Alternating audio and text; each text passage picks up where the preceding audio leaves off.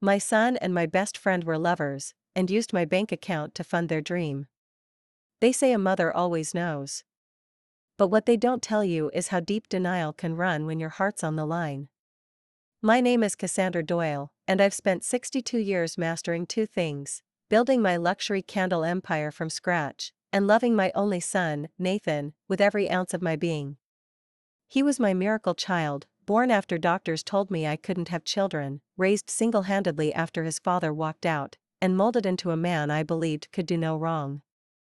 And then came Miranda Vale, my best friend since college, a woman I once trusted with my life. We had laughed through heartbreaks, toasted to new ventures, and built businesses side by side. If you'd told me a year ago that she would betray me worse than any man ever could, I would have called you cruel. But truth doesn't ask for permission. It slaps you awake. It started with little things. Miranda began spending more time with Nathan, too much time. At first, I brushed it off. She had always loved him like a nephew, right? But then came the whispers. The glances. The long, lingering silences at dinner parties.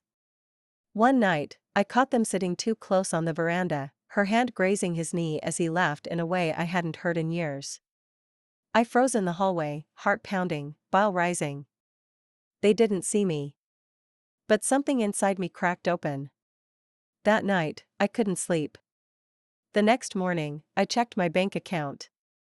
$43,728. Gone.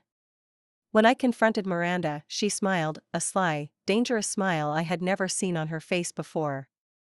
"Oh, Cassie," she purred, "you know how joint business accounts work. I just moved some funds around. For Nathan's startup idea. You did say you supported him, didn't you?" I nodded numbly, too stunned to scream. But my instincts were screaming for me. That was no business mentor smile. That was a lover's arrogance. Still, I played the fool. Because sometimes, revenge needs patience. And silence is the loudest weapon. Over the next 3 months, I watched. And I waited. Nathan barely spoke to me now. He was always with Miranda, traveling for investment meetings, launching a new skincare brand using natural oils inspired by Mom's candle line. I pretended not to notice when my proprietary candle scents appeared in their branding.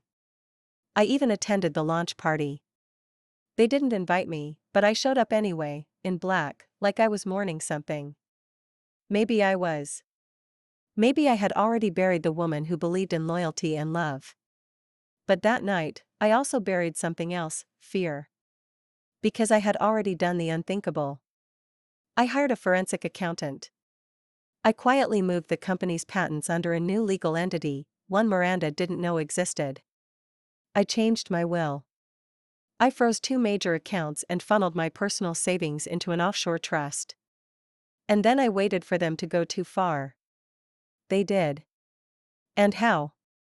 Their dream business exploded into the market: lavish PR campaigns, influencers holding my scent recipes, ads bragging about heritage-rich oils passed down through generations. But what they didn't know was that every dollar they spent, every photo shoot, every marketing blitz, was tracked. And on the day they posted their grand opening event flyer, I struck. I walked into their newly decorated office in downtown Portland, looked Miranda in the eye, and handed her a court order. Account frozen. Assets frozen. Patent theft suit filed. Nathan stood behind her, pale and shaking. "Mom, what are you doing?" I didn't blink. What I should have done the moment she touched her knee. Miranda laughed at first. Until her phone buzzed, her personal account frozen too. The investors backed out by sundown. The media picked up the lawsuit by midnight. A week later, she filed for bankruptcy. And because most of their property had been acquired using my funds, the court reassigned it to me. Today, I sit in her former office. My office now. Looking out over a city skyline that almost became my tombstone. My son hasn't spoken to me since. But I don't regret it. Because some betrayals deserve silence. And some victories deserve peace. The house smelled different that night.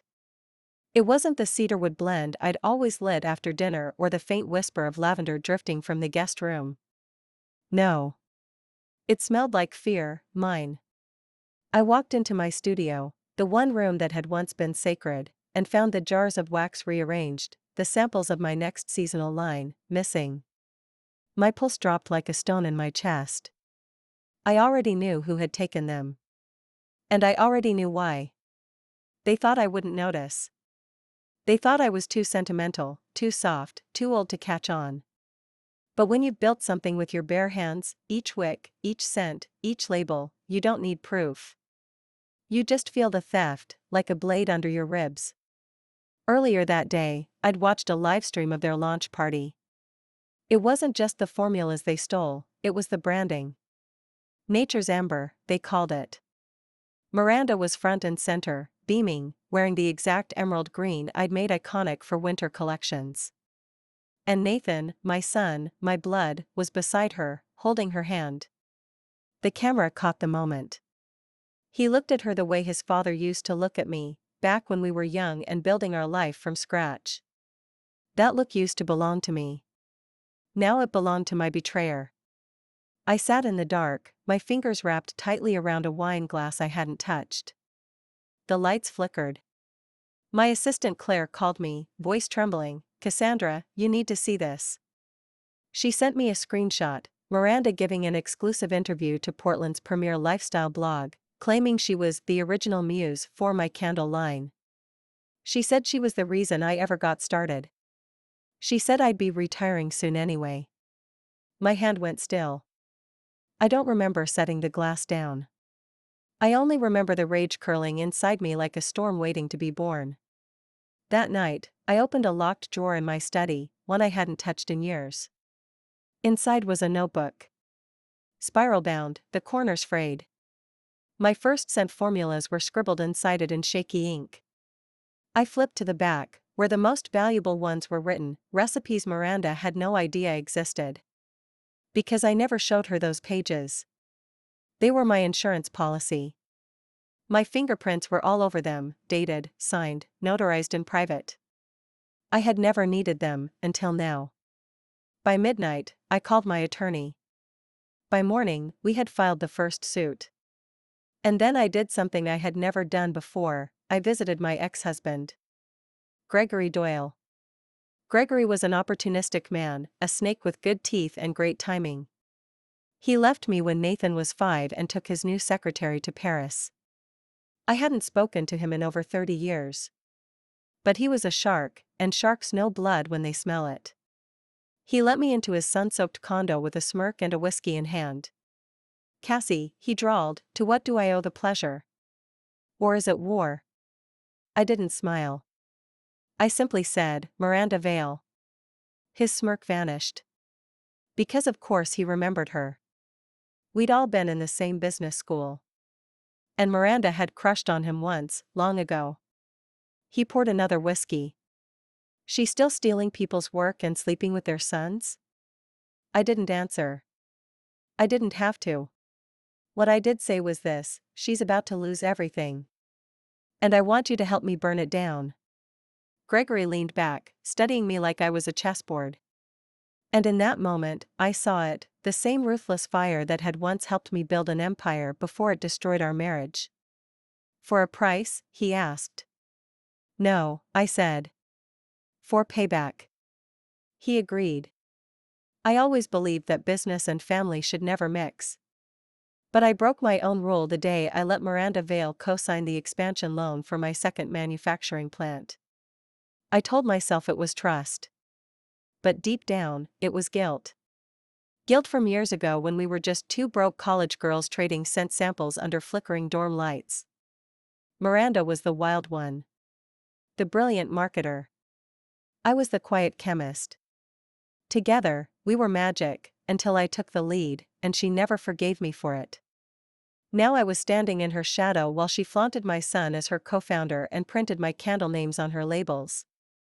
Silver Forest, Rosewood and Honey, Winter Ember, those weren't just scents. They were stories. They were pieces of me. I'd crafted each one based on memories: my mother's perfume, the cabin in Montana where I scattered my father's ashes, the porch where Nathan took his first steps. She didn't just steal wax and oil. She stole my soul. But the mistake she made, the fatal one, was underestimating what a betrayed mother is capable of.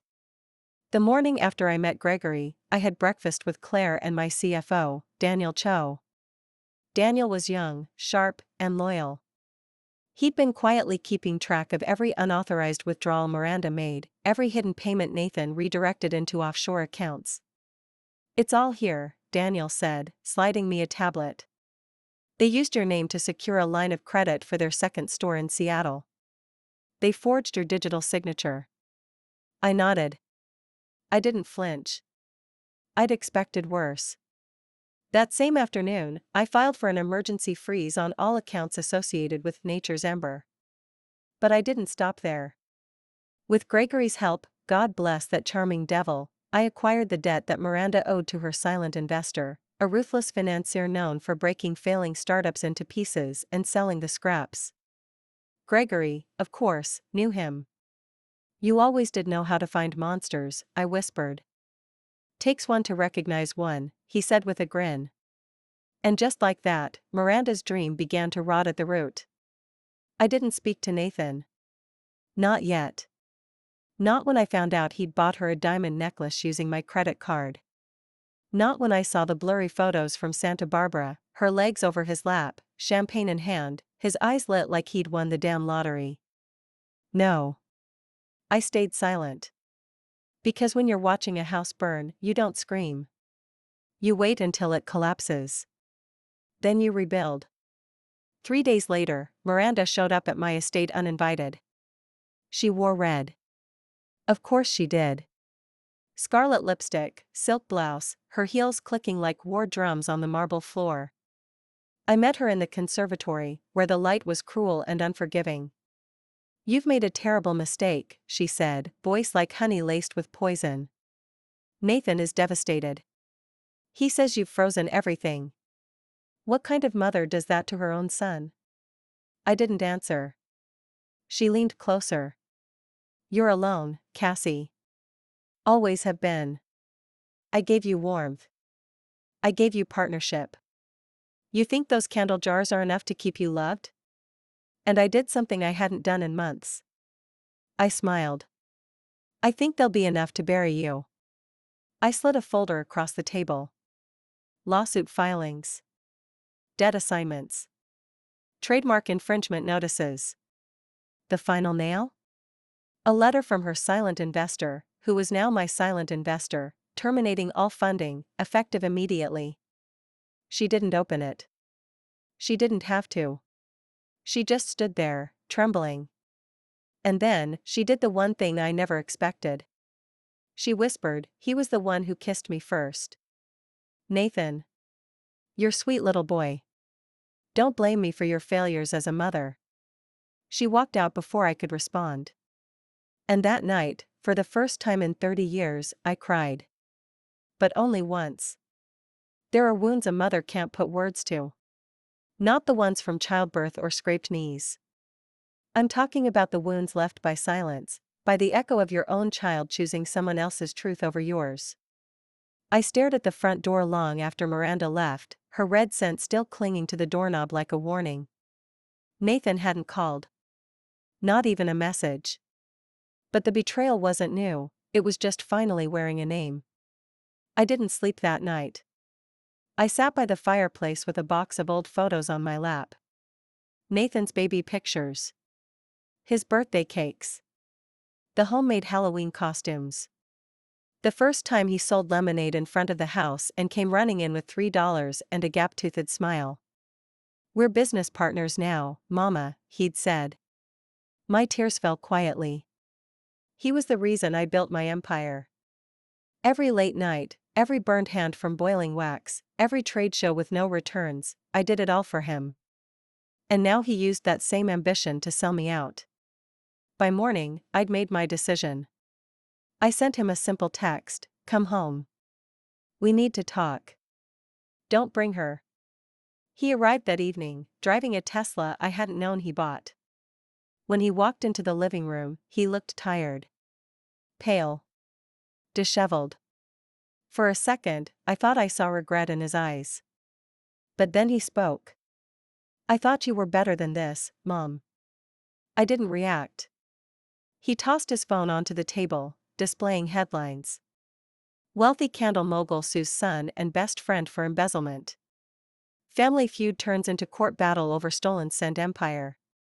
Mother freezes accounts of son's dream company. "I trusted you," he said. "I believed in what Miranda and I were building.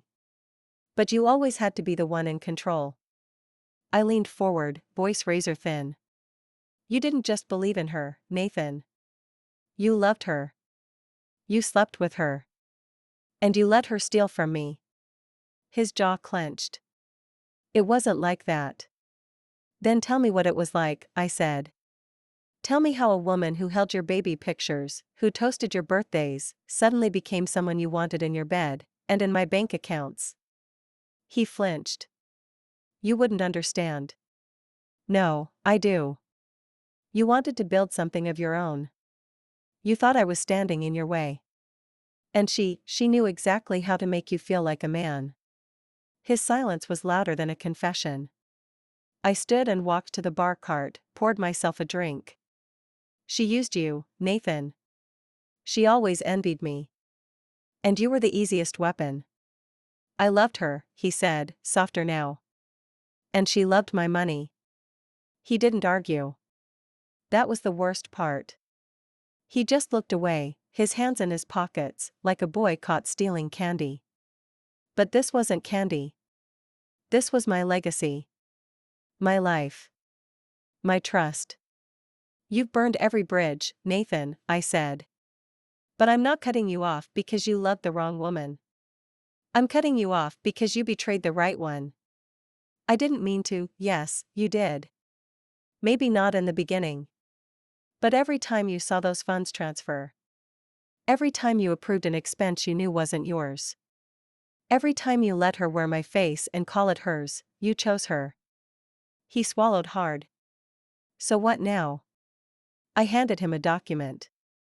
"You have 72 hours to remove your name from every business linked to mine. You'll sign over your shares. You'll walk away clean. But if you ever use my name, or hers, to pitch another brand, I'll bury you both. And Nathan? You won't see another cent. You'll live on what you've earned." He stared at the paper. "I'll be broke." "No," I said, "you'll be free." He didn't sign. Not yet. He just looked at me like a stranger. And in that moment, I realized the boy I raised was gone. He'd been replaced by a man I didn't know, and a mistake I would never make again. There's a moment, when everything collapses, that the silence becomes louder than the scream. It happened just after dawn 2 days later. I was sipping coffee on the balcony when Claire burst in, eyes wide, holding her iPad like it was a bomb. "It started," she said. I took the device with shaking fingers. The headline read, "Nature's Ember Under Fire for Trademark Theft, Founders Past Exposed." The article was brutal. The journalist had done their homework. Miranda's past business failures. Her quiet bankruptcy in 2008. The pattern of targeting older, wealthier women as mentors. Even an ex-lover from Atlanta who claimed she drained his accounts before vanishing. And right there, in bold, was my quote from the press release, "I taught her everything she knows." But I never thought I'd have to teach her how betrayal ends. Cassandra Doyle. Within minutes, the post went viral. By noon, Miranda's PR team had quit. By evening, her Seattle store had been vandalized, angry customers accusing her of stealing from a beloved matriarch of Portland business. Someone spray-painted "Candle Thief" on the front window. The footage made the evening news. I should have felt triumphant. But all I felt was numb. Because when you spend years planting roses in a garden and someone pours poison into the roots, what blooms after isn't joy, it's survival. Gregory called that night, voice smug. "You broke her. Your friend's begging me for a buyout at 10 cents on the dollar." Let her beg, I said. She won't recover. She was never supposed to. He paused, and for once, his voice softened. You okay, Cass? No, I said. But I will be. And that's when I realized the difference between Miranda and me. She built her dream on seduction and theft.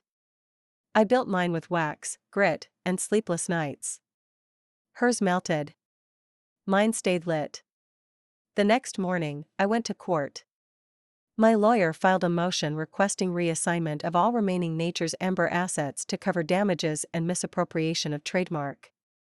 Miranda didn't even show. Her legal team, down to one junior associate, mumbled something about restructuring plans. But the judge had read everything. All remaining intellectual property, branding rights, and liquid assets are to be reassigned to Ms. Doyle effective immediately, he ruled. Including real estate used under fraudulent financial sourcing. Translation? Her warehouse. Her website. Her inventory. Her business. Was. Now. Mine. The court clerk slid the papers across the table. I signed them with a fountain pen that had once belonged to Miranda herself. Poetic justice tastes like ink and velvet.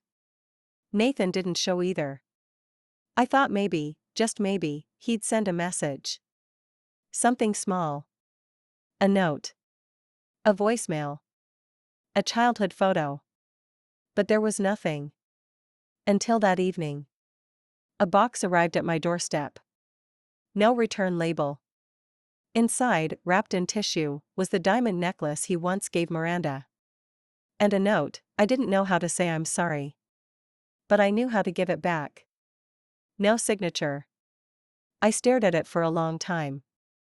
The diamond sparkled under the living room light like tears that had nowhere to fall. I didn't cry.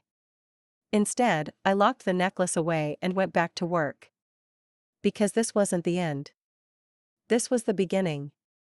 Revenge isn't loud.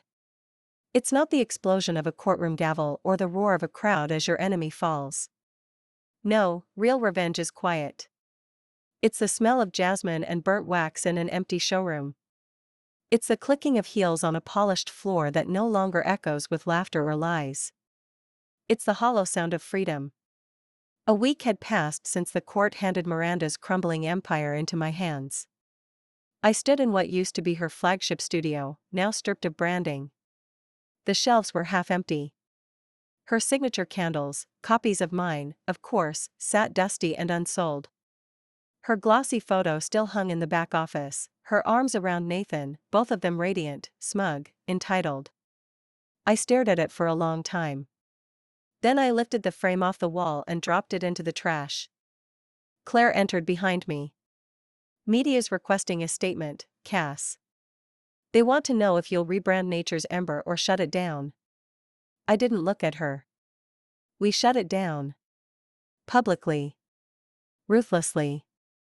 Then we relaunch under a new name, one that burns cleaner. Cleaner? I smiled. Truth always smells better than lies. She nodded. And Nathan? My smile faded. I don't know yet. Because the truth was, I didn't. He hadn't contacted me again. No phone call. No apology. No attempt at explanation. Just the necklace. A pretty surrender from a boy who still didn't understand the war. But that night, I found something else. A package on my doorstep.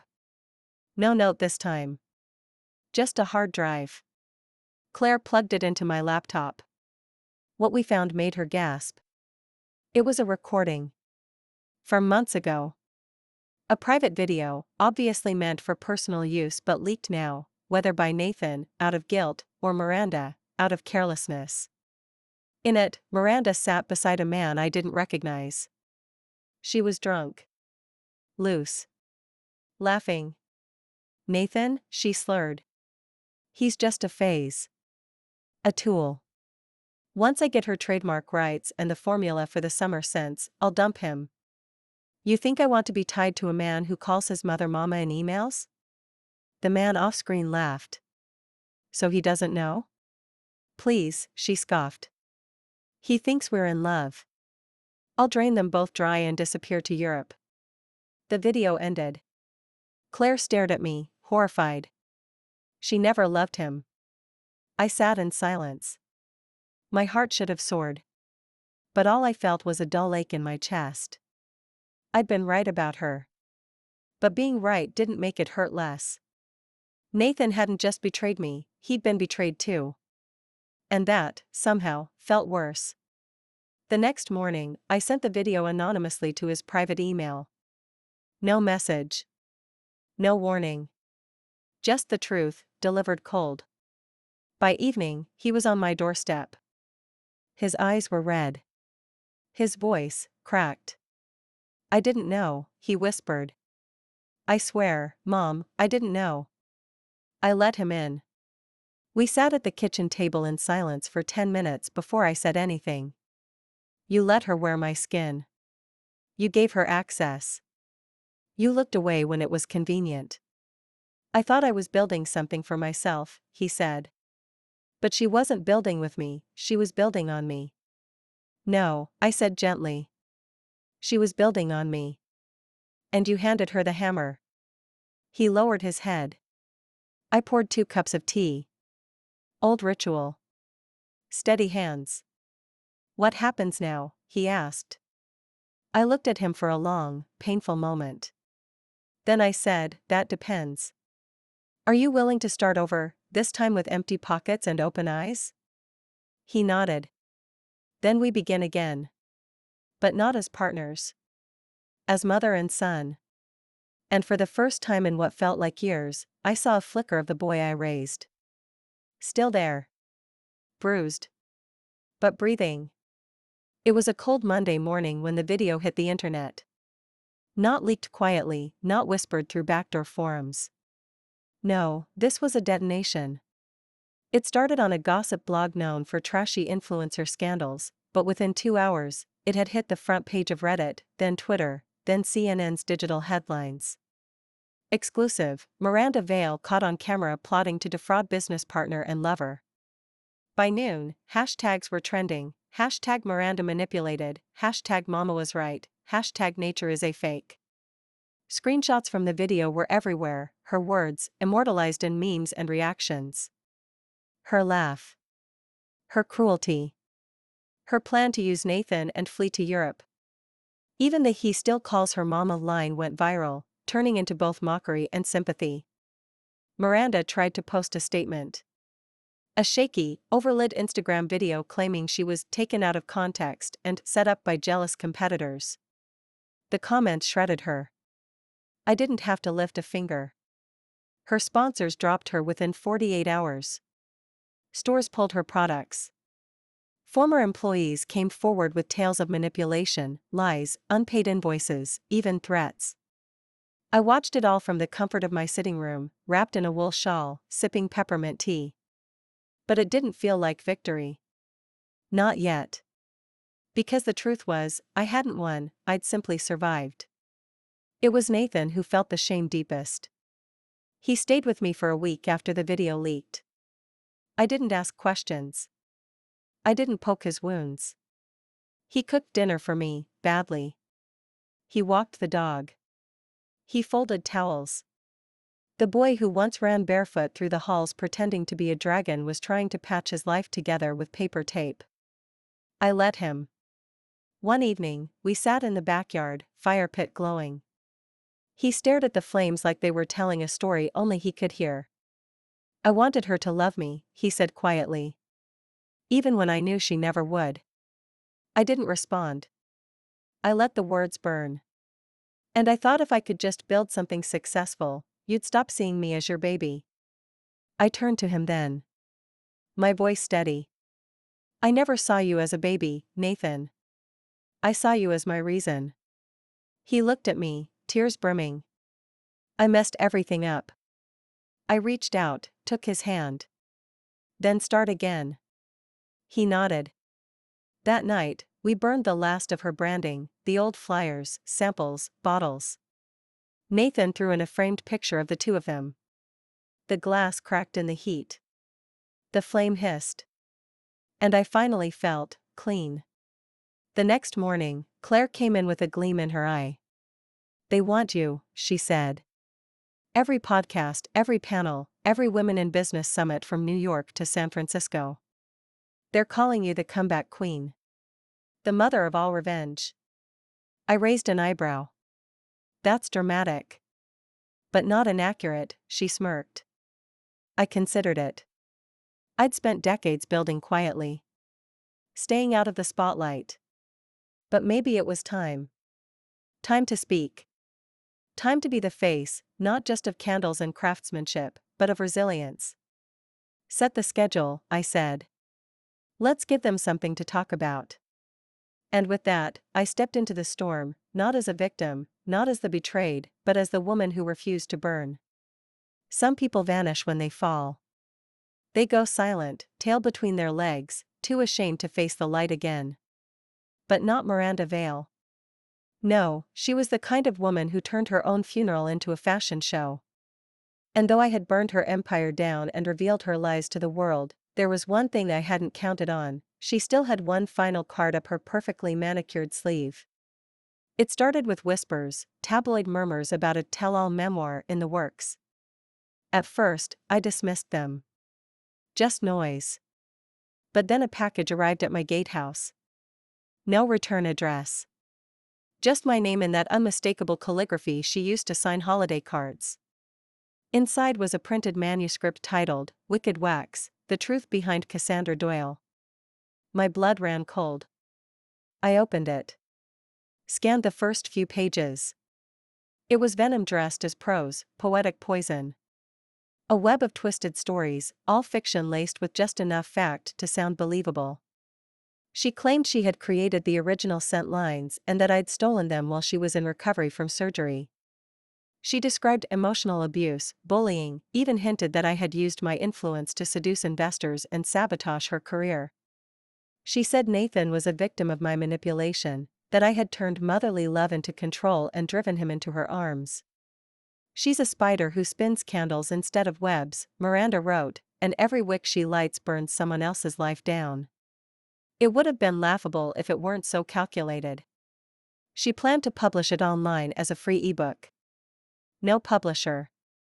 No gatekeeper. Just a digital bomb. Claire was livid.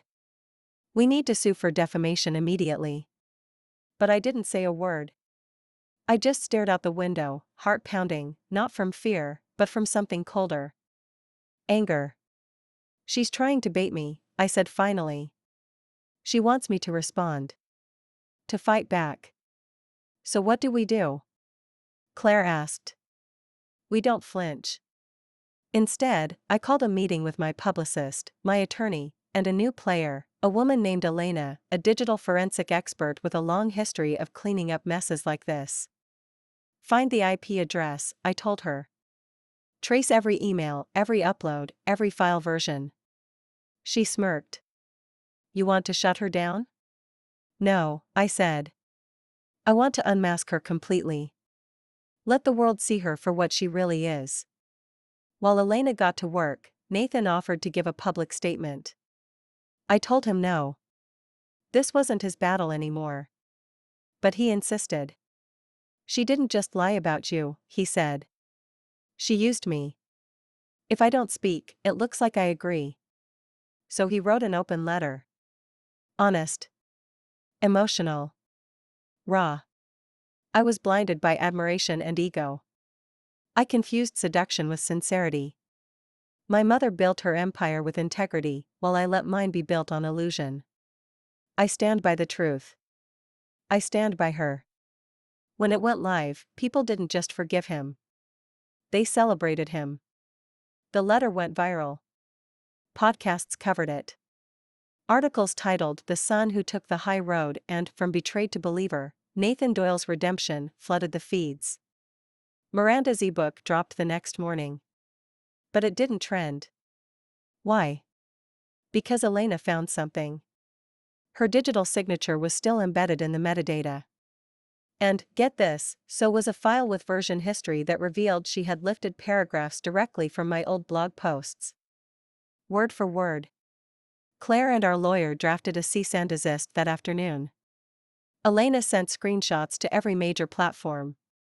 Within 12 hours, the book was removed, her account suspended, and her last grasp at fame extinguished like a candle in the wind. I lit a lavender wick in my office that night. Watched the flame dance. Felt no joy. Just peace. Miranda Vale was over. This time, for good. The National Women in Enterprise Summit was held at the Monarch Hotel downtown. Crystal chandeliers, velvet drapes, the scent of polished mahogany and fresh lilies in every corridor. Claire called it the Oscars of entrepreneurship. To me, it felt like a reckoning. For 30 years I had built my company in silence, late nights and bleeding fingers, turning grief into fragrance, loneliness into empire. And now here I was, standing in the green room, waiting to be introduced not just as a guest, but as the keynote speaker. It was surreal. A lifetime ago, I was the woman folding invoices on her kitchen table. Now I was the face of resilience in every major business magazine. Nathan had offered to come, but I told him no. "This one's mine," I said. "Just mine." When the host called my name, an icon of endurance, innovation, and truth, Cassandra Doyle, the room erupted in applause. I walked across that stage in navy silk and quiet heels. The spotlight was warm, like it knew me. I adjusted the microphone, cleared my throat, and let the hush settle like mist. "I wasn't born powerful," I began. "I was born resourceful." They leaned in. I was the woman who reused wax because I couldn't afford more. The woman who packed shipments in her garage while her baby napped. I didn't have investors. I had instinct. And I didn't grow a business to impress the world. I did it to survive it. The silence was electric. I didn't come here tonight because I won a lawsuit. I came because I survived a betrayal. My best friend. My only son. They used my name, my bank account, my legacy. And I let them, until I didn't. I tell you this not for pity, but for power. Because if I can come back from that, so can you. A standing ovation. But before I could even step away from the podium, there was movement near the back.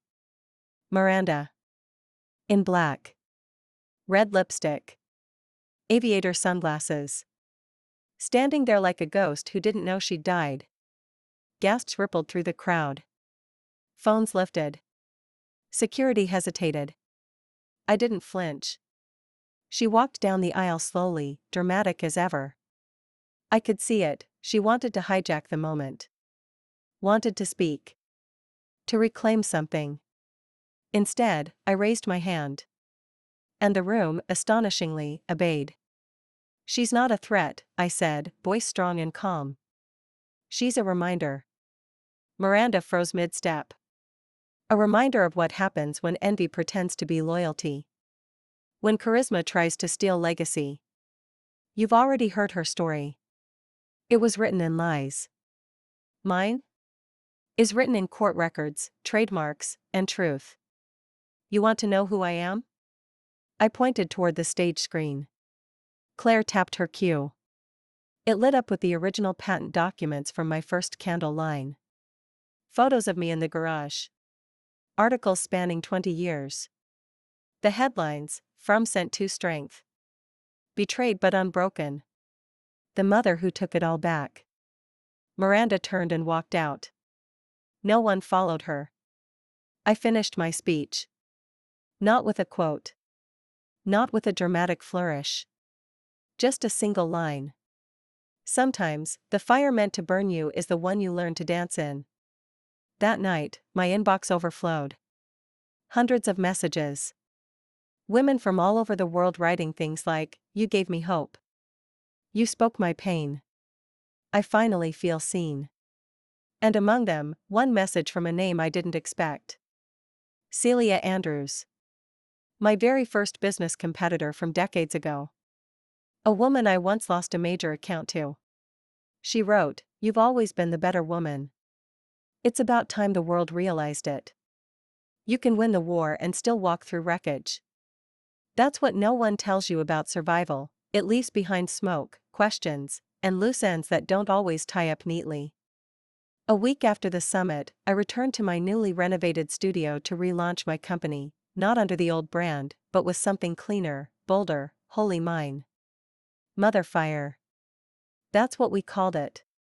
Claire came up with the name after a bottle of Shiraz and 3 hours of laughing on the porch. Because you didn't just light a candle, she said, you lit a revolution. The brand exploded in ways I hadn't imagined. Orders flooded in from all over the country. My old loyal customers returned, and new ones arrived by the thousands, drawn by the story, the grit, the truth. We added quotes to each candle box, lines from my summit speech, from women who had written in, from my own private journals. Each flame was now a message. Nathan stayed quiet for most of it. He spent his days volunteering at a local shelter and working part-time at a small packaging startup. No more brand deals, no lavish lifestyle. Just effort. Honest, exhausting effort. He came home one night with blistered hands and pride in his eyes. I want to earn back what I lost, he told me. And for the first time in months, I hugged him without hesitation. But peace has a funny way of warning you when it's about to be shattered. It started with a phone call from Daniel, my CFO. Cass, he said, breathless. There's a lien placed on one of our warehouses. What? By who? Miranda Vale. I froze. She has nothing left. She filed it 6 months ago, before the lawsuit. Before we froze her assets. It was buried in the lease agreement for the old production lot you reclaimed through the court. Somehow, she snuck in a clause that if you defaulted on rent even once, the ownership would be flagged. But we've never defaulted. We did once, Daniel said quietly. That one day during the freeze, remember? When her accounts were locked and everything was in limbo? The auto payment bounced. Just for 12 hours. 12 hours. That's all it took. I slammed the receiver down and raced to my office. Claire had already pulled up the legal document. It was real. It was old. It was dirty. But it was real. Miranda's last move wasn't loud, it had been quiet. Like a viper coiled in the shadows, waiting for the moment I exhaled. She wants to take the warehouse back? Claire whispered. After everything? I shook my head. No. She doesn't want it. She wants me to know she still has claws. I stared at the paper. My mind raced. If she went public with this, even hinted that my empire had a loophole, the media would pounce. Motherfire would be painted as unstable. Investors would panic. The narrative would shift from triumph to scandal. She won't win, I said slowly. But she thinks she already has. That night, I drove to the warehouse alone. The sun was just slipping behind the trees when I arrived. And parked outside the back gate, like a ghost from the past, was Miranda. Sunglasses. Red scarf. Leaning against the hood of her car like it was 1995 and she was still someone worth admiring. I got out. I didn't say a word. She held up a manila envelope. Did you get my little surprise? I should have burned every contract you ever touched. She laughed, soft and poisonous. You did everything right, Cass. Except one thing, you thought revenge was the end. I stepped closer. It is. Yours ends tonight. She tilted her head. I could release this. One tweet. One whisper to the press that your company's built on a faulty lease. One little story about how Mama burned too bright. I didn't blink. And in return? She smiled like a cat who's just finished the mouse. I want one thing. Just one. What? An apology. Public. On your new platform. Say you twisted everything. Say you misunderstood. Clear my name. I laughed then. Not because it was funny, but because it was pathetic. You want me to lie for you? After you lied to everyone? She stepped closer. I made one mistake, Cassandra. 1. I loved your son. No, I said. You used him. Just like you used me. The wind stirred between us. The silence was heavy. Then I reached into my bag and pulled out my own envelope. Here, I said. Before you make your next move, read this. She snatched it open. Inside were newly filed documents, updated titles. The lease? Bought out in full by Gregory Doyle. The property? Now solely under his shell company. Her lien? Nullified. Retroactively. Gregory, she hissed. I smirked. Turns out, even snakes eat other snakes when the pond dries up. Miranda's face twisted, her final card crumbling in her shaking hands. She didn't speak. She got in her car, slammed the door, and drove off. This time, for good. And I, finally, felt the fire go out. The morning after Miranda's final exit, I woke with a stillness I hadn't felt in years. Not victory. Not relief. Just stillness. The kind that settles over you when the storm has finally passed, but you're not yet sure what's left behind. I stood barefoot in the kitchen, the soft hum of the kettle filling the silence, the scent of clove and bergamot from the candle flickering on the counter. Mother Fire was everywhere now, on shelves in major retailers, featured in editorials, even tucked into high-end hotel rooms from LA to Boston. But this morning, it was just me, the flame, and peace. Until I saw the envelope. It was slipped under my door. Pale gray, thick parchment. No return address. No stamp. Just my name, Cassandra Doyle, written in handwriting I hadn't seen in over 30 years. I stared at it, heart kicking. It was from her. Eleanor Vale. Miranda's mother. She was once my mentor, decades ago, before Miranda and I were anything more than rival daughters of powerful women trying to make our own mark. Eleanor had taught me everything about branding, storytelling, elegance. She was cold but brilliant. And when she died, or rather, when I thought she had vanished from the scene years ago, I never imagined she'd been watching all this unfold. I opened the letter slowly. Dear Cassandra, I saw the summit. I saw the speech. I saw Miranda fall. She was always hungry. I feared that, even when she was small, always looking for a shortcut, a softer target. You were never that. You were iron-wrapped in patience. And now the world finally knows. I left her my name, not my morals. That was my mistake. You and I, we were once the same. Two women too smart to be sweet, too soft to be ruthless, and too determined to be erased. We built in silence. We bled in silence. But you finished the work. You stood in front of them all and told the truth without bitterness. That takes a spine no court can assign you. I know she hurt you. I know she used your son. But I want you to know this, she did it because she envied you. Because deep down, she knew she was never you. Use that. Not as a weapon, but as a foundation. Build something that doesn't just survive her memory, build something that renders it irrelevant. I'm proud of you, Cassandra. Not because you won. But because you didn't let it kill who you are. Eleanor Vale. I folded the letter with trembling hands. Sat back. Closed my eyes. Somehow, it mattered. Not because I needed her praise. But because I needed someone, anyone, to acknowledge the full circle. That Miranda didn't fall by chance. That everything she tried to be, was already something I had become. Nathan found me on the porch later that day. He had dirt on his hands from the garden, sweat on his brow. He sat next to me on the swing in silence. I saw the news, he said. She's officially bankrupt. Her accounts are being audited. IRS flagged her last 5 years. She's not coming back, I said. He nodded. I didn't think she would. Then he looked at me, eyes steady. Do you believe in second lives, Mom? I turned to him. You mean reincarnation? No. I mean, for people like me.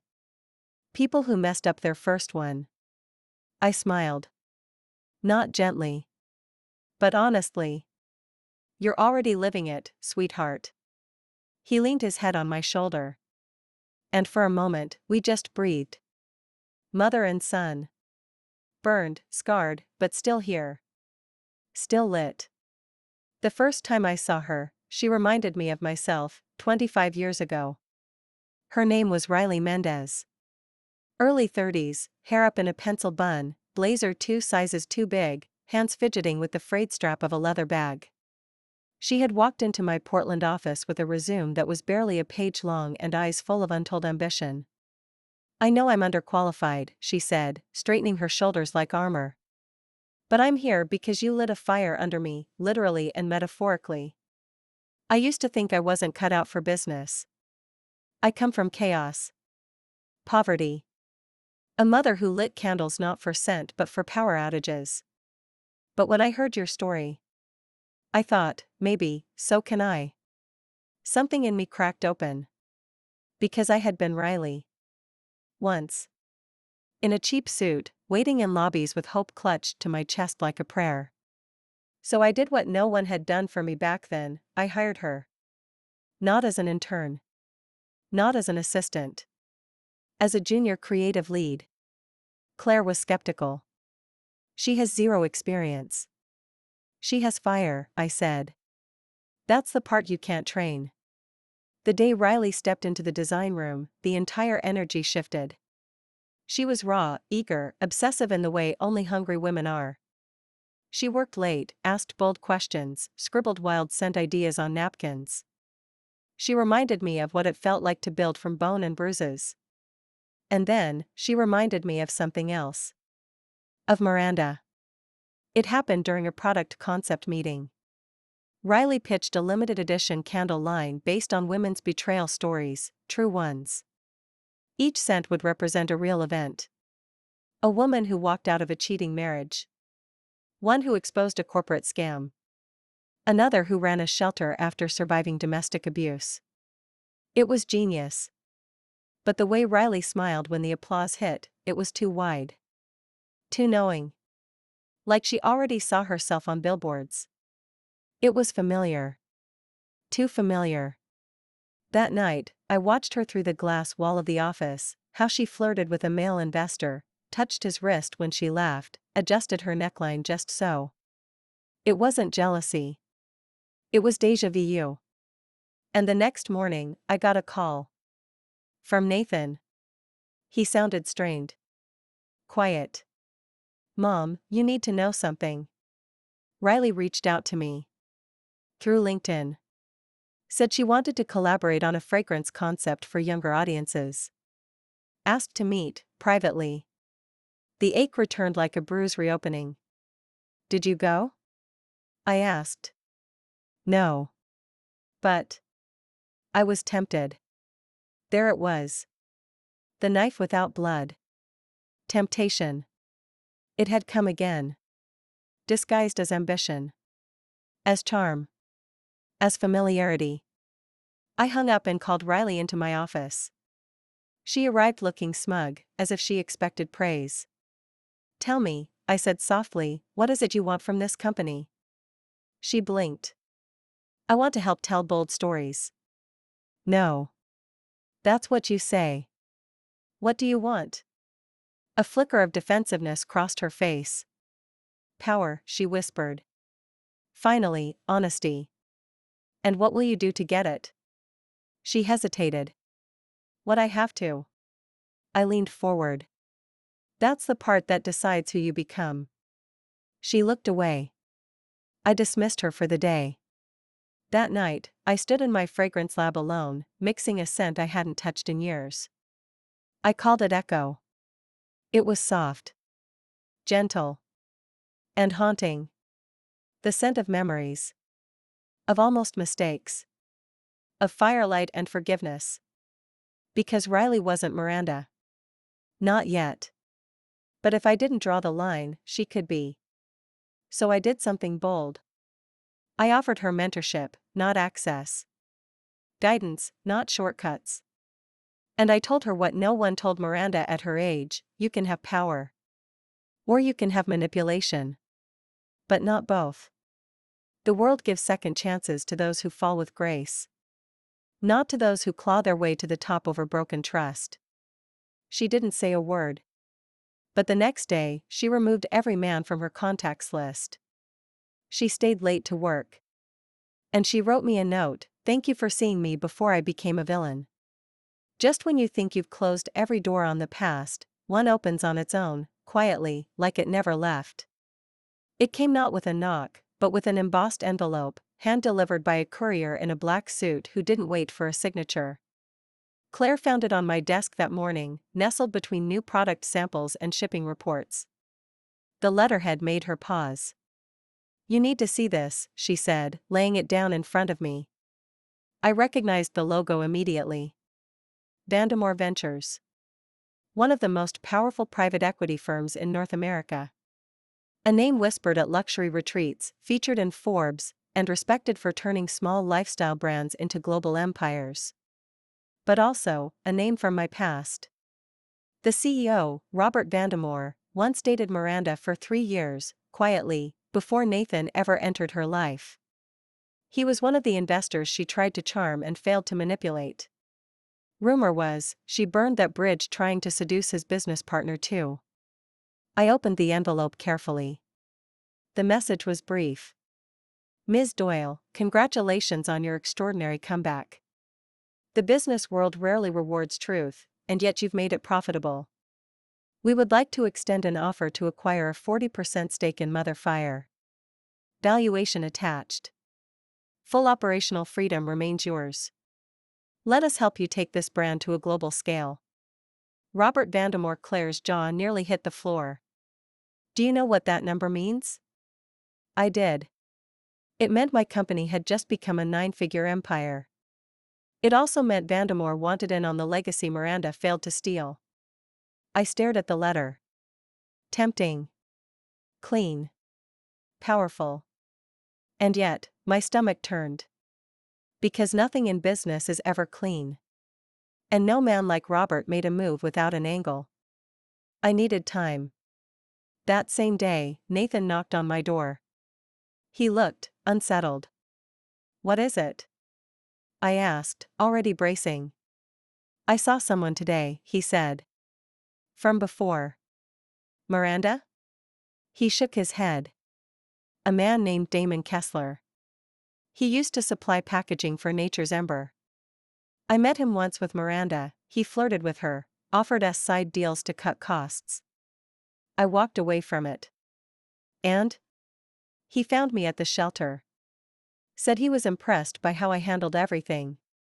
Said there's still time to build something of my own. That people want to back me now, even after all that's happened." I swallowed. "What did you say?" I said no. "But Mom," he sat down. For a second, I wanted to say yes. Just to prove I could. Not for her. For me. I studied him carefully. "You're still healing," I said. "I know. And you're afraid that redemption without success still feels like failure." He nodded slowly. I reached out and took his hand. "But you're not failing. You're choosing integrity over impulse. That's something she never could." He smiled, weakly. I think I needed to hear that. After he left, I returned to the letter from Vandemore. Temptation. Everywhere. Dressed in good suits and even better promises. But something Miranda never learned, and what Nathan was finally starting to, was this: power without peace is still a prison. So I wrote Robert Vandemore back. "Mr. Vandemore, your offer is generous. But my company is not for sale. Not now. Not ever. Thank you for the compliment. But I didn't build Mother Fire to hand it to men in boardrooms. I built it to remind women like me that their stories, burned, scarred, and risen, belong only to them. Cassandra Doyle." I sent it without regret. Because some fires are meant to stay in your own hands. Riley was blossoming. That's what everyone said. Her fragrance line, the Unspoken series, was becoming the most anticipated launch since Motherfire's rebirth. She'd named the first candle lipstick on his collar. The scent? Wild rose, bourbon, and a trace of burnt sugar. It was scandalous. Poetic. Painfully accurate. I gave her the green light to run with it. She poured herself into the line, long nights, back-to-back meetings, working with artisans to perfect her formulas. But there was something in her eyes lately, a speed I recognized. An ambition that started skipping steps. Miranda had looked like that once. I knew the signs. Claire came into my office one afternoon, frowning. She used the wrong label printer. Again. What do you mean? She bypassed procurement and ordered 5,000 luxury glass containers from a supplier we'd blacklisted for unethical labor. My stomach dropped. Why? She said the finish looked better in photos. And she already sent samples to influencers. I leaned back in my chair. Did she know we blacklisted them? Claire hesitated. She did. It was in the new ethics packet. She signed it. I closed my eyes. There it was again. The pattern. They never start with theft. They start by justifying a shortcut. Just this once. Just to compete. Just for aesthetics. I called Riley, Indiana. She arrived smiling, laptop in hand, already mid-pitch. Cassandra, I've mocked up the second launch teaser, wait till you see the engagement stats. There, stop. Her smile faded. Is something wrong? I slid the procurement report across the table. She stared at it. And I watched her carefully, not her words, but her body. The shift. The tensing. The way her eyes didn't widen in surprise, but narrowed in defense. You knew, I said. It was a judgment call. It was a violation. But it looked better. You said this line was about emotion, about drama.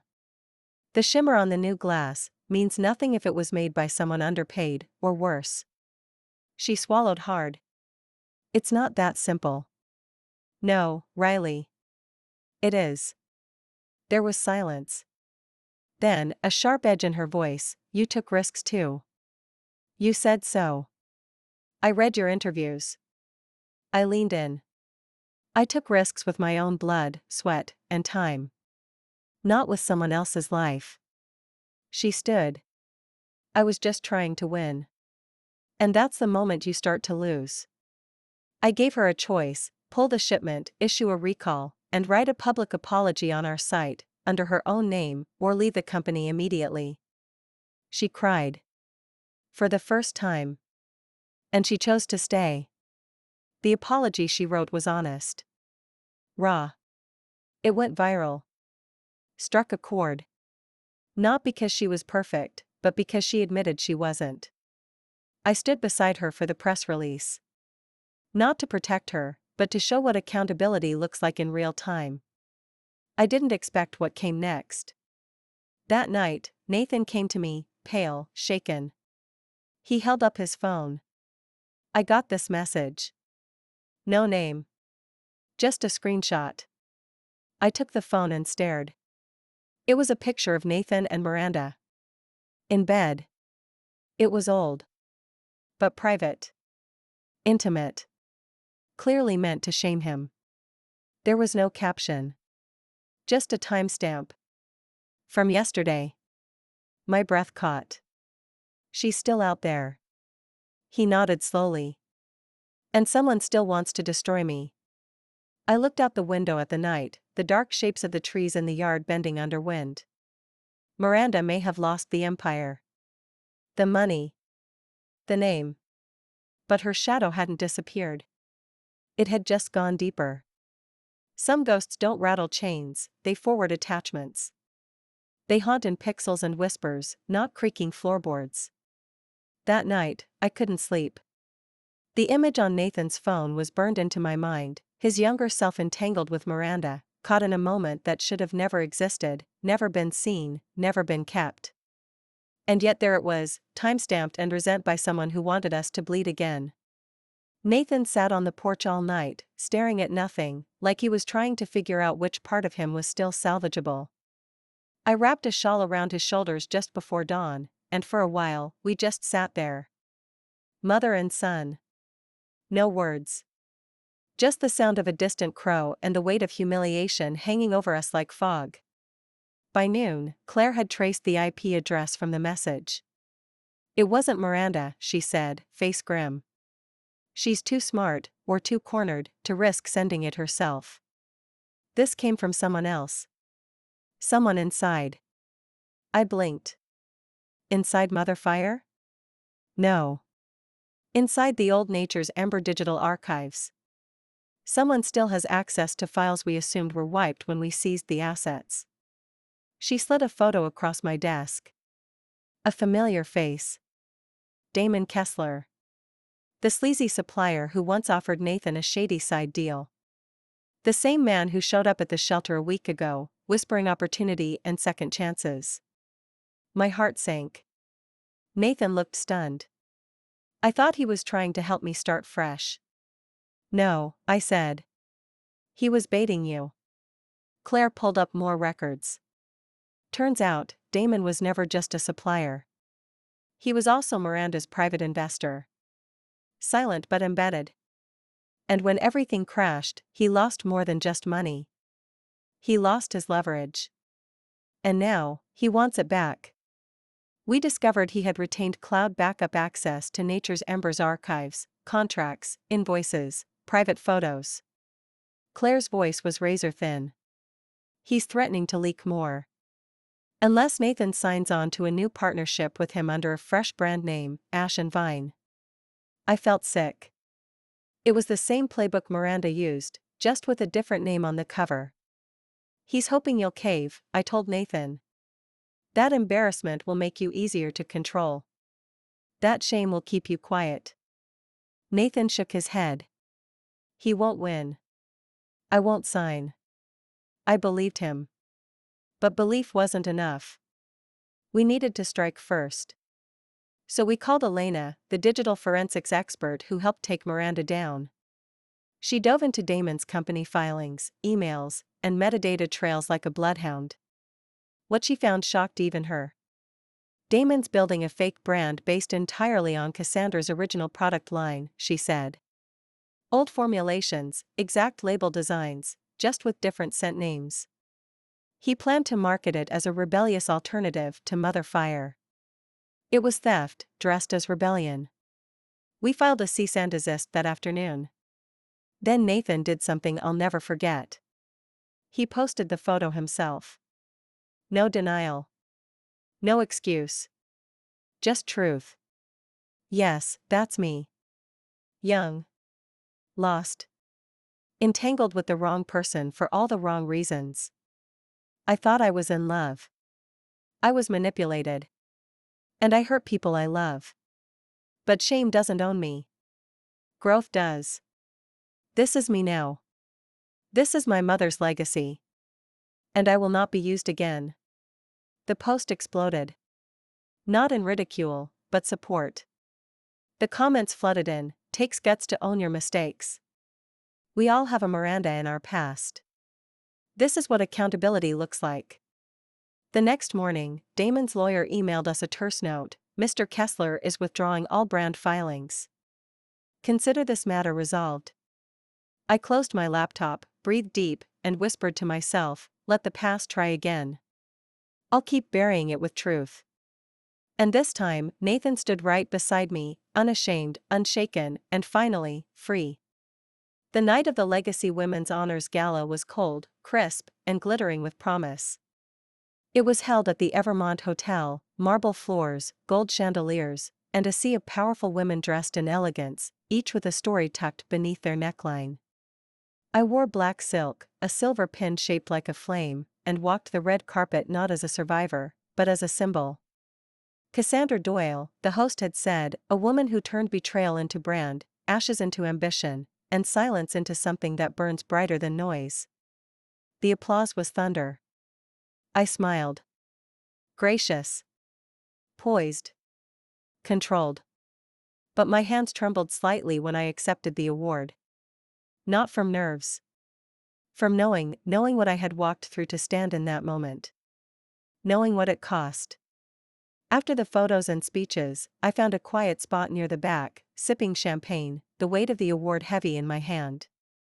And that's when I saw her. She looked too young to be here. Maybe 25, in a modest emerald dress, her hair pinned simply. She stood out, not because she sparkled, but because she didn't. She approached slowly, nervously, and I could tell before she even opened her mouth, she knew me. "You don't know me," she said, her voice soft, British accented. "But I know you." I studied her face. The high cheekbones. The dark eyes. Familiar. "I'm Ava Vale," she said. And my heart stopped. Miranda's daughter. Time shattered for a moment. I didn't move. I didn't breathe. "She never told you about me," Ava continued. "She kept me a secret. She always said she wanted me to have a clean reputation." Her mouth twisted bitterly. Funny, right? Coming from her. I managed a whisper. "She had a child?" "I was raised in London by my grandmother, her mother. Miranda sent money. Wrote letters. Visited once a year. I knew she was in business. I didn't know the rest, until she came back after the scandal. Broke. Furious. Talking about you. About Nathan. About what she lost." I said nothing. My heart was a storm behind my ribs. She drank too much. She blamed everyone. But I read the articles. I saw the videos. I saw you. And I knew she had twisted everything. Her voice broke. "And I needed to say something to you. I needed to say I'm sorry." I stared at her. "You don't owe me an apology, Ava." "She was my mother," she said. "But you're the kind of woman I wish had raised me." I blinked hard, fighting tears. "I came here," she added, "because I wanted to tell you one more thing. She's gone." My breath caught. Gone? She overdosed. Quietly. Alone. 3 weeks ago in Prague. No funeral. Just ashes. No one claimed the body except me. The champagne glass nearly slipped from my hand. "I'm not here for forgiveness," Ava said. "I just wanted you to know that the story is over now. You don't have to look over your shoulder anymore. She won't come back." I sat down slowly, heart pounding. Ava gently placed something on the table. A worn notebook. "My grandmother found this. Miranda's old journal. The first entry starts with your name." She stood. "You don't have to read it. But I thought, you should have it." Then she turned and walked away, disappearing into the glittering crowd like a ghost of the woman I once knew, only gentler. Quieter. Human. I clutched the notebook to my chest. Not out of nostalgia. But because I knew what was inside might be the final piece of the story I never got to hear. And when I opened it that night, alone in my study, the first page read, "Cassandra was always stronger than me." I wanted to be her. I hated her for it. But I also loved her, once. Before the jealousy took root. I closed the journal. And cried. For the first time, not for the pain she caused. But for the woman she could have been, if envy hadn't eaten her alive. They say some endings are just better beginnings wearing softer shoes. That week, I began to believe it. Mother Fire had never burned brighter, featured in Vogue, partnered with 3 global hotels, and named one of the fastest-growing woman-led brands in the United States. But while orders flooded in and the business bloomed, my mind kept returning to a single object on my nightstand, Miranda's journal. I hadn't opened it since that first night. Not because I feared what it held, but because part of me already knew, what was inside wasn't for the world. It was for me. Her pain. Her warped love. Her confessions. In another life, maybe she and I would have built something together. But in this one, we were a lesson. And I had learned. It had been 3 weeks since the gala. 3 weeks since Ava Vale appeared like a shadow turned to flesh, and vanished. Until she came again. This time, during business hours. Dressed in a crisp navy coat, a simple toad on her shoulder, and a nervous smile. "Cassandra," she said at the front desk. "I'm not here to cause trouble. I want to talk." Claire shot me a cautious glance. "Alone?" she asked. I nodded. Ava entered my office like someone stepping into a church, quiet, reverent, not entirely sure she belonged. "I've been reading the journal," she began, sitting across from me. "And I've been thinking." I folded my hands. "About what?" "About legacies. About broken bloodlines. About the pieces women leave behind when they don't finish the work." I said nothing. She continued. "I've spent most of my life hiding from my mother. From her name. Her failures. But you stood in the fire and came out whole. And I don't want to live in her shadow anymore." "What do you want, Ava?" I asked softly. "To learn. Not to take. To build." I tilted my head. "You want a job?" "No. I want a mentorship." I raised an eyebrow. She placed a slim folder on the desk. "I've started designing a scent line. Based on what daughters inherit, from trauma, from triumph, from memory. Each scent tells a story. One is called Porch Light, for the women still waiting to be understood. Another Spare Key, for the mothers who locked parts of themselves away to survive." I opened the folder and I felt it. Real creativity. Real pain. Real potential. Not a scheme. Not a copycat. But a mirror. "I'm not asking for your brand," Ava said. "I'm asking for a chance to create something beside it. Not under your name, but beside it. A sister brand. A whisper to your roar." She stood. "You don't owe me anything. But maybe the world needs more than one woman's voice echoing in the dark." She left me the samples. I sat with them for hours. Porch Light made me cry. Notes of old wood, warm sugar, and rosemary, the smell of my childhood home, long since torn down. Spare Key was more haunting. Steel, rain, lavender. The scent of my first apartment. The one I locked myself in after my husband left. These weren't just products. They were truth. When I called Ava that night, she picked up on the first ring. "You'll work independently," I said. "Different name. Different leadership. But I'll guide you. One misstep, one hint of manipulation, and it ends." "Understood," she whispered. "And Ava?" "Yes? Don't let your mother's ending define your beginning." There was a pause. Then, "I won't." After we hung up, I sat in silence again. But it wasn't the silence of grief anymore. It was the quiet before something new. Not a flame roaring. Not a candle dying. But a spark, gently passed, to someone who just might deserve it. The day Ava launched her first line, Second Flame, the sky was soft and gray, as if the heavens were pausing to watch what this daughter of chaos would do with her first real light. We held the release in the garden of the original Mother Fire studio, surrounded by hand-blown glass jars, wildflowers, and women from all walks of life, writers, artists, survivors. Ava insisted on keeping it intimate. "This line isn't about fame," she said in her speech. "It's about forgiveness. Of others. Of ourselves. It's about what we carry that isn't ours, and what we choose to keep anyway." When she lit the first candle, Porch Light, a hush fell over the garden.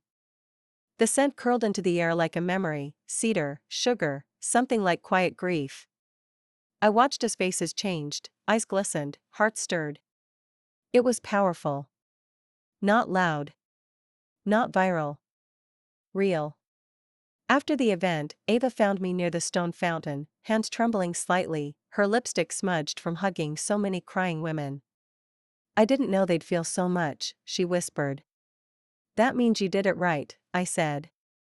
"Candles don't just light rooms. They hold pain. They release it." She looked at me, voice small. "Do you think she would have hated this?" I took her hand. "No. I think it would have broken her. To know you did it better. And kinder." That night, as we packed up, Nathan appeared in the garden, holding 2 steaming cups of cider. His sleeves rolled, his hair tousled. He had a glow I hadn't seen in him since before Miranda. "Thought I'd help," he said, handing Ava a cup. They exchanged a look. The kind that wasn't quite flirtation, but something gentler. Something real. I didn't interrupt. Over the next few weeks, their friendship grew, rooted in honesty, shared wounds, and the deep understanding of what betrayal leaves behind. One evening, I found them laughing in the candle lab, wax on their hands, their heads nearly touching over a notebook. I watched quietly from the doorway. I wasn't afraid this time. Not like before. Because I knew Ava's fire wasn't made of greed. It was made of grief and grace. One afternoon, Nathan took me to lunch, just the two of us. He looked nervous, shifting in his seat. "I think I want to try again. Not just with work. With love. With faith." I reached across the table, took his hand. "You don't need my permission." He swallowed. "I think I love her. And that terrifies me." "Good," I smiled. "Love should scare you a little. That means it's real." He laughed. "She's so different than Miranda." "She's you, before everything broke," I said. "She's what you both might have been, if the world had been kinder." Nathan wiped his eyes. "You gave her that chance," he said. "You didn't have to. But you did." I leaned back, sunlight slanting through the cafe window. "I didn't do it for her. I did it for the story. It needed a better ending." He nodded, and for a long time we just sipped cider and watched the world outside continue turning, less cruel, more quiet. That evening, I received an unexpected letter. Not handwritten. Typed. Professional. Sent from the Women's Heritage Archive in Washington, D.C. "Dear Ms. Doyle, your journey has inspired not just commerce, but culture. We would like to invite you to contribute your personal papers, designs, and journals to our permanent exhibit titled, Mothers of Reinvention. Your story will help future generations understand the courage it takes to build, especially after being broken." I stared at the letter, my throat tight. Legacy wasn't money. It wasn't revenge. It was testimony. And for the first time, I understood something I never could back then: the most powerful flames don't consume. They illuminate. Time has a strange way of folding over itself when you're standing at the end of something. The factory lights, once humming with urgency, now felt soft. Mother Fire had grown into something beyond me, an ecosystem of voices, resilience, and second chances. Riley was leading her own design team now. Ava's second flame was being stocked in niche boutiques across Europe. Nathan had finally started writing again, something he hadn't done since before Miranda. And I, Cassandra Doyle, was ready to do what I never thought I would: let go, just a little. That morning, I sat at my kitchen table and drafted my succession plan. Claire would become interim CEO. Riley, Ava, and Nathan would lead creative, development, and narrative branding respectively. Ownership would remain mine, but operational power would pass to those I trusted. I lit a candle, spare key, Ava's scent, and signed the final page.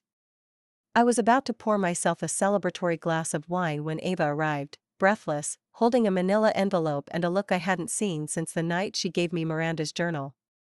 "You're not going to believe this," she said, her voice shaking. She handed me the envelope. "I thought my mother had burned everything," she said. "But her lawyer contacted me. After her death, he found a sealed document in a private storage locker. A revised will. It names me, and someone else. I unfolded the pages, my fingers stiff. The will was real. Stamped. Signed. And the contents? Unthinkable.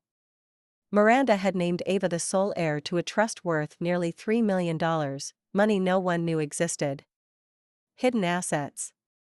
Offshore accounts. Residual royalties from secret licensing deals she'd made while using my formulas. But that wasn't the twist. The twist was in the last paragraph. Upon reaching the age of 26, Ava Vale shall receive the funds, with the stipulation that they not be used for personal gain, but to build a company that will finally eclipse Cassandra Doyle's empire. Let fire birth fire. Let daughters finish what mothers began. Ava's voice cracked. She tried to weaponize me, even from the grave. I couldn't speak. I looked at her, this girl I had grown to trust, maybe even love like my own, and wondered, was this Miranda's final curse? Or, an unexpected opportunity? Ava dropped into the chair across from me, shaking her head. I don't want her money. It's yours, I said. No matter what her intentions were. But if I take it, don't you see? People will say I used Miranda's betrayal to fund my way to the top. That I was just a quieter version of her. Then prove them wrong, I said quietly. She looked up, eyes wide. You use the money, I said. But not to eclipse me. To build something that makes her memory irrelevant. Something that stands beside Mother Fire, not over it. Not against it. You rewrite the legacy she tried to poison. You show the world that daughters aren't extensions of their mothers. She blinked fast. You really believe I can? I don't just believe it, I said. I've seen it. She nodded slowly. Then I want you to help me write the plan. Together. I reached out and took her hand. Together. Later that evening, Nathan took me aside in the garden. There was a new softness in his eyes. I want to ask her to marry me, he said. My heart skipped. I know it's fast. But it's not rushed. I've never felt more certain. I smiled. She's her own person. She survived things even her mother couldn't understand. If she says yes, I'll be proud to welcome her into this family. He exhaled, like he'd been holding that breath for years. And just as he turned to go, I stopped him. Nathan? Yeah? Don't let fear ruin this one. He nodded. I won't. Before I begin, let me ask you something. Have you ever loved someone so fiercely, that even after they betrayed you, you still prayed they'd rise? I did. I loved my son. I loved my best friend. And in the end, I even loved the girl she tried to make into her revenge. But the difference is, only one of them became the kind of fire worth passing forward. It was a spring evening when we held the small ceremony in the garden. Not for a wedding. Not yet. For a rebirth. Ava stood beside me, her hand trembling as she held the newly signed partnership papers. Second Flame would now officially launch under the Mother Fire umbrella, independent, protected, and co-owned by its founder and her chosen family. I thought I'd be afraid to take her money, Ava whispered. But it's not her money anymore. It's mine. And I'm going to build something beautiful from the ashes. I nodded. That's what we do. Women like us. We build. Nathan stood beside her, nervous and glowing. That night, beneath the soft yellow bulb strung through the trees, he knelt down and offered her a ring, simple, elegant, rose gold with a single flickering diamond. She said yes before he finished the question. There were tears. There was laughter. There was healing in the air.